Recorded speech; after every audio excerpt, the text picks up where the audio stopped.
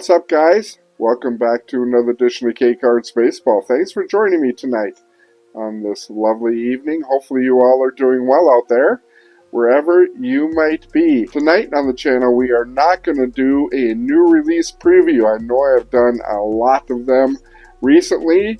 They have been quite successful, actually, so I would expect to continue to make those videos in the future. However, there aren't any new releases that I can think of that are going to be coming out anytime soon that would be popular enough for me to cover. I think Gilded came out and Black and White just came out. I haven't heard anything at all about archives. Normally, as we get to Thanksgiving, normally we can start looking for archives to come out, but I haven't heard anything about that product at all, or whether or not that one is going to be released.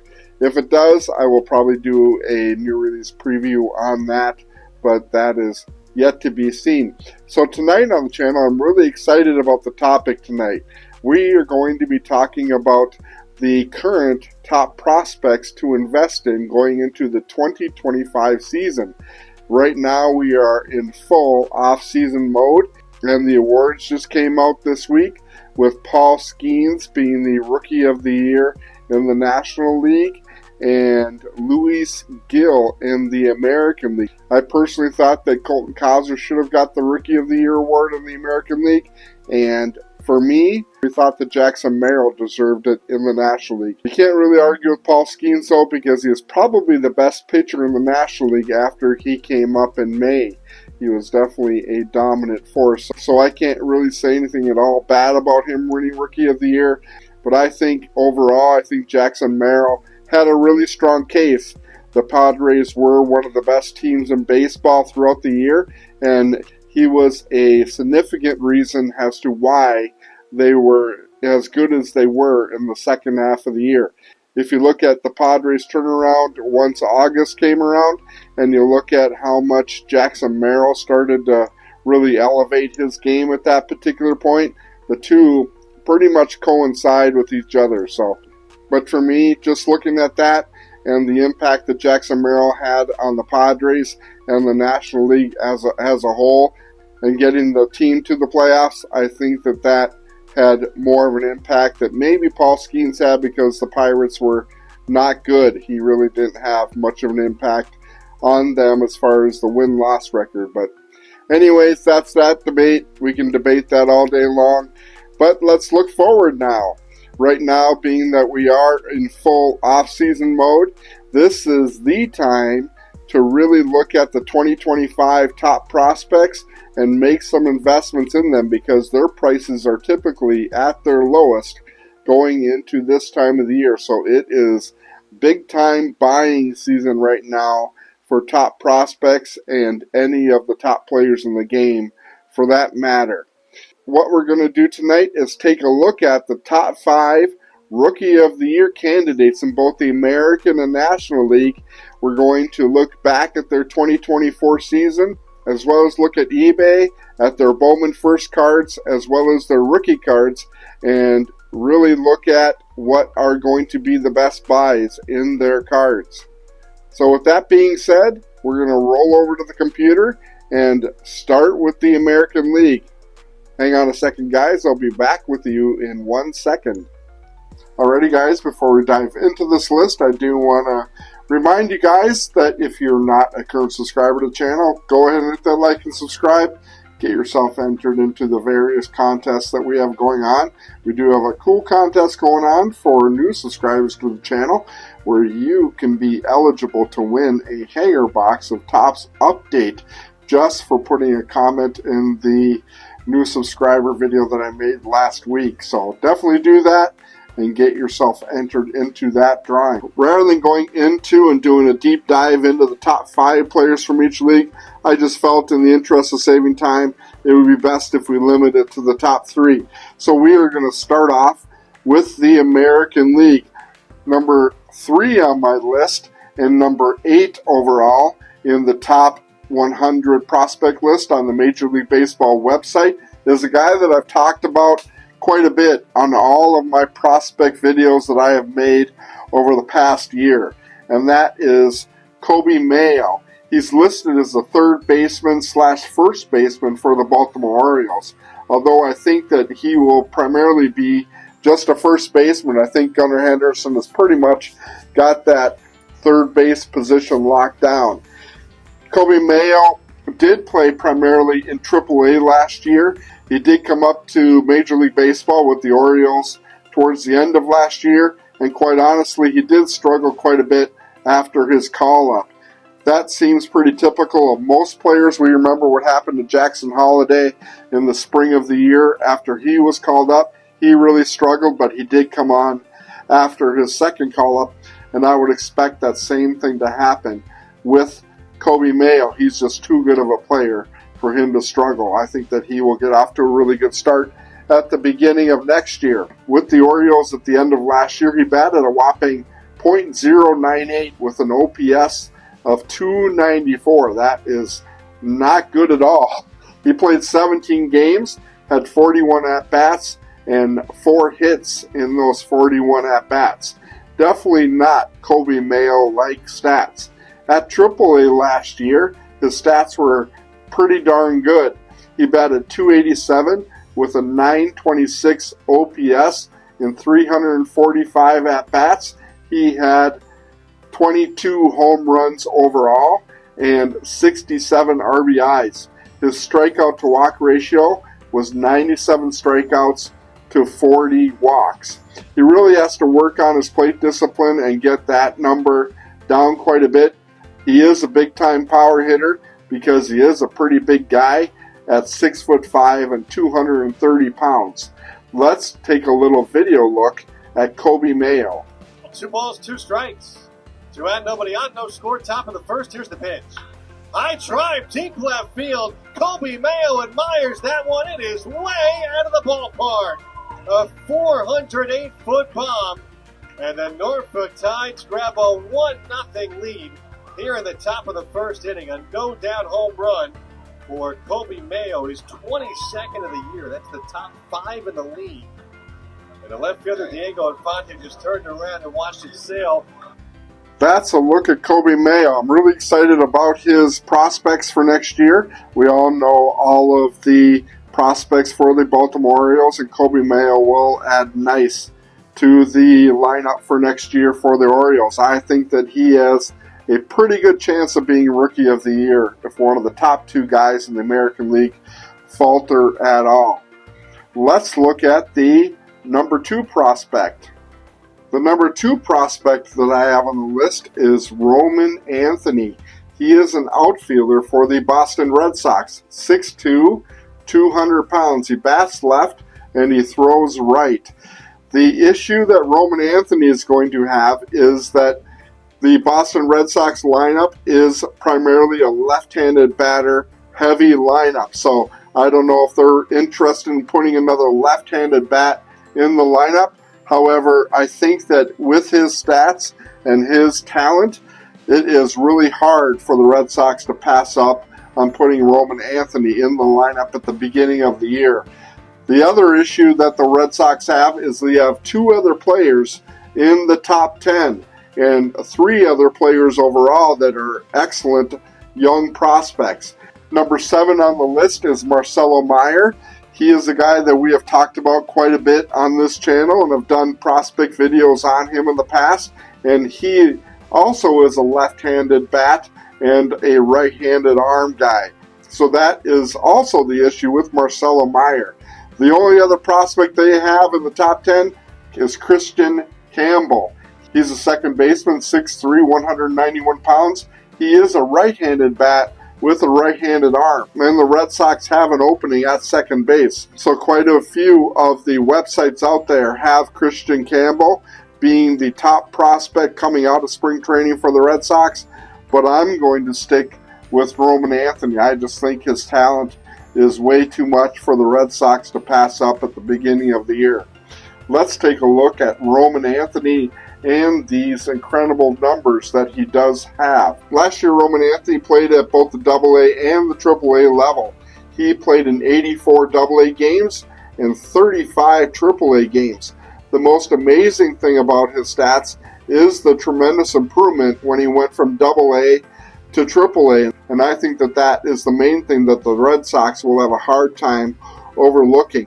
At AA last year, he batted .269 with an .856 OPS. In 84 games, he had 15 home runs, and his walks to strikeout ratio was 96 strikeouts to 48 walks. At AAA last year, he really dramatically improved over his AA levels. He batted .344 at AAA with a .982 OPS in 35 games. He had a total of 3 home runs, and his strikeouts to walk ratio dramatically improved, and that's what led to his improvement in batting average. His strikeouts were 31 and his walks were 31, so that is an incredible improvement from AA to the AAA level, and that is largely the reason why I think that the Red Sox are going to have a hard time keeping Roman Anthony at the AAA level going into next year, because he's proven that he is better than the AAA level, and he deserves a shot at the major leagues. Let's take a little video clip look at Roman Anthony. What he wants to do. 1-2, and Anthony a line shot. Now over the middle, that's down for a base hit. And the pitch. Chopped on the ground, right side to his left. Haley sliding in shallow right. Plot knocks it down, picks it up, throws wildly to first. So credit Anthony with 1 RBI. He takes second on the error. Nelson ready, deals the plate, and Anthony a soft line drive, shallow left center, falling fast, it's down for a hit. McKenna has it on a hop, 1 run comes in to score. So that is a look at Roman Anthony. He should give the top guy on our list a run for his money in the Rookie of the Year chase for next year. The top guy on our list is a guy that we've been talking about for a few years now, Jason Dominguez for the New York Yankees. He is currently listed as the number 14 prospect in Major League Baseball. He did play with the Yankees at the end of the 2023 season and really lit the world on fire at the end of that year. His first game in the major leagues, he did get a home run off of Justin Verlander and really got off to an amazing start in his Major League Baseball career. Then he got sidelined with Tommy John surgery for most of last year. He did come back towards the end of the year last year, but did not have a very good year at all once he did finally come back to the Yankees towards the end of the season. Once he did come back from Tommy John surgery, he went right to AA. He did bat .316 with a .982 OPS and 4 home runs at the AA level. He then moved on to AAA, where he batted .309 with an .848 OPS and a total of 7 home runs. After that, he did get promoted back to the Yankees, where at the end of the year, he batted .179 with a .617 OPS. In reading the scouting reports after his return to the Yankees, the scouting reports say that he was pretty passive at the plate. He wasn't as aggressive as he was the previous year when he was with the Yankees. And that shows somewhat in his strikeout to walk ratio. He had 19 strikeouts to 11 walks, which isn't that terrible, but he is definitely going to have to work on that if he expects to be a big-time top-tier player at the major league level for the Yankees for years to come. Let's take a video clip look at Jason Dominguez. That one is drilled deep to right field. There it goes. See ya. Jason Dominguez with a long 2-run home run ties the game at 2.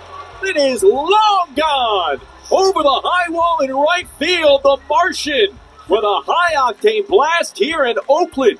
A 2-run homer. His second home run of the season went 397 feet. That was some clout. So that's a look at Jason Dominguez, the guy most consider has the odds-on favorite for Rookie of the Year in the American League in 2024. So that is the top contenders in the American League. You guys can let me know down in the comment section if you think any other players in the American League should be considered for Rookie of the Year contention. Let's roll over to the National League. The number 3 guy on the list and the number 22 prospect overall is Matt Shaw. He is an infielder with the Chicago Cubs.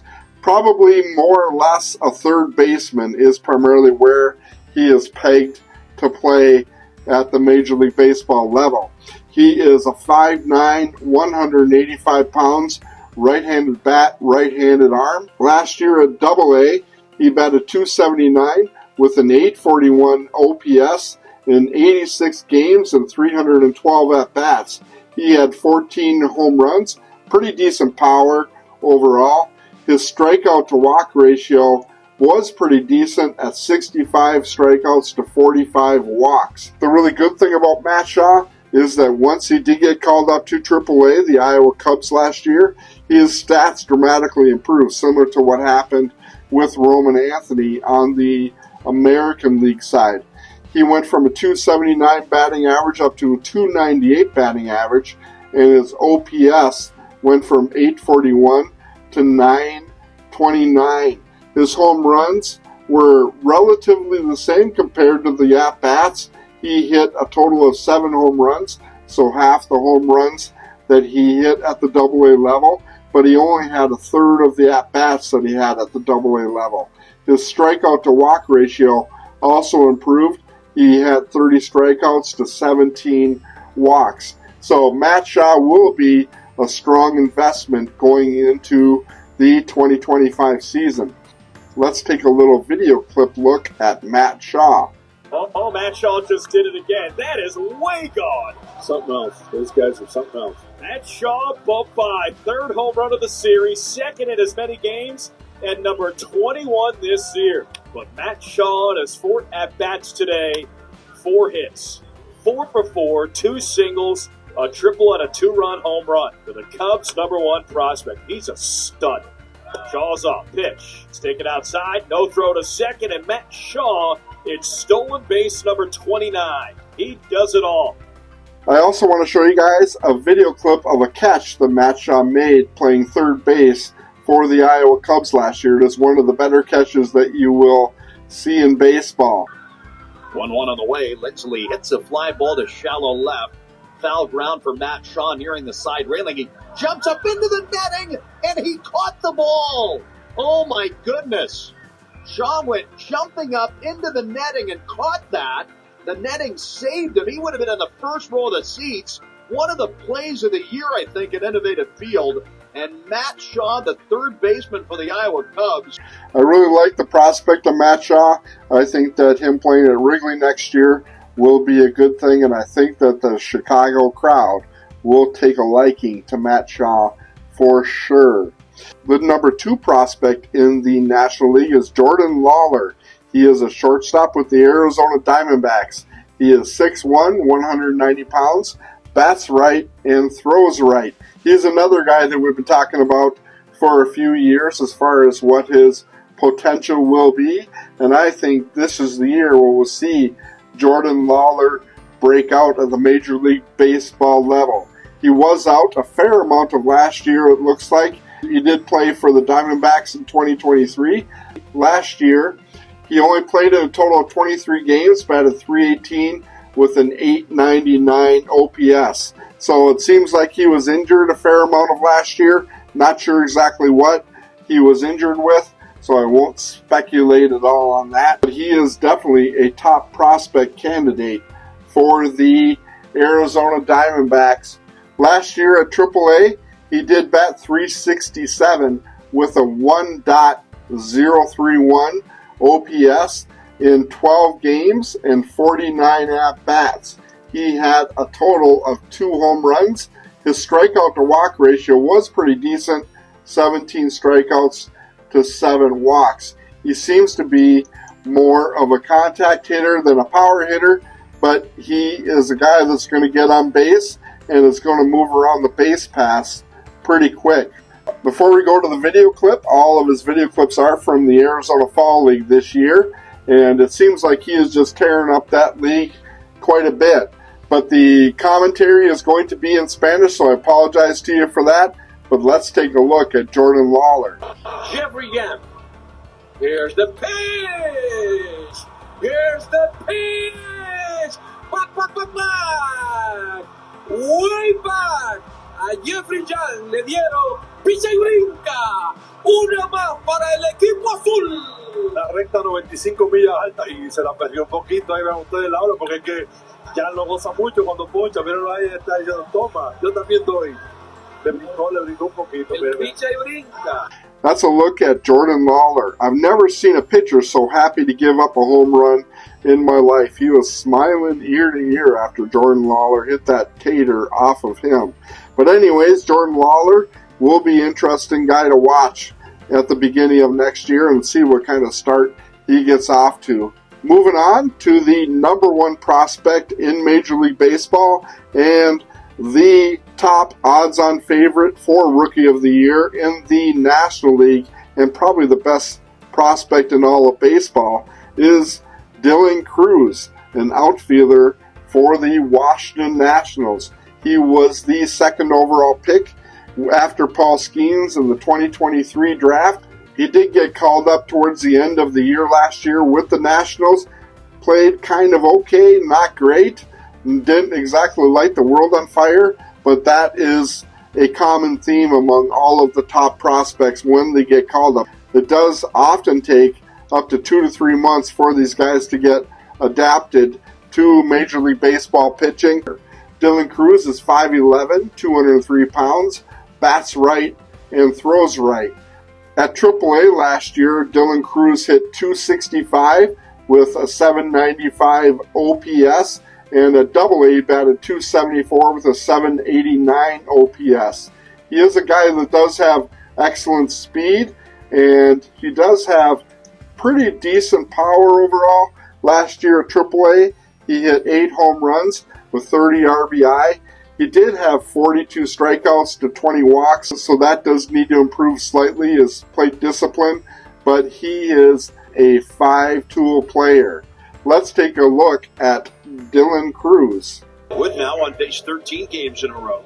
19 of his last 20. 13 to 17 stealing bases this year against Edward Cabrera. On the move again. Looked like a strike call, and safe at second is Cruz with his 7th in 8 attempts. And for the running crazy Nets, number 203. Runner on the move.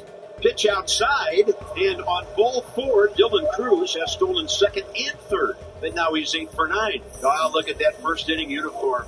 Great play out there against the wall, sliding all over after getting a base hit. And his running that ball out has really extended this inning for Cabrera. So that's a look at Dylan Cruz. Alrighty, guys. In the interest of saving time, rather than going through my computer and looking at eBay that way, I thought I would just pull some cards that I have in my collection of each one of these players and talk a little bit about their Bowman first cards or their other cards that I might have in my PC. First up with Coby Mayo. This card is a 2022 Bowman Purple. I believe his Bowman first is 2021. I know I do have his Bowman first somewhere around here, but I couldn't find it, so I thought I would just grab this one instead.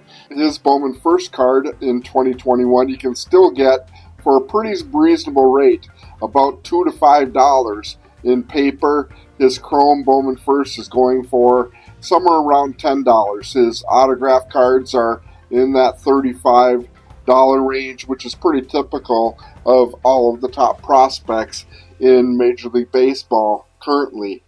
Really nice card here, this Bowman Purple of 2022. I do like Coby Mayo a lot, and I would highly recommend buying him right now, as well as any type of the prospects during the off season, because it is the best time to get the best prices on not only the prospect cards, you can also get really good prices on the regular established players as well during the off season. So that is the Coby Mayo card. This is Roman Anthony, the number 2 player on our list for Rookie of the Year favorites. This is his 2023 Bowman First Chrome card. This card is going for in that $10 to $12 range. His Bowman First paper is normally around $2 to $5. So still get a really good deal on Roman Anthony. Another guy I would highly invest in going into next year, because it is very likely that his prices will skyrocket once he comes out of spring training with the Red Sox. right away at the beginning of the season. So that is Roman Anthony. This card right here is one actually bought from Trenton. It is a 2020 Bowman Chrome Jason Dominguez Bowman first card in Gem Mint 10 condition. I paid Trenton $25 for this card actually. Right now his Gem Mint 10s are going for around $35 to $40.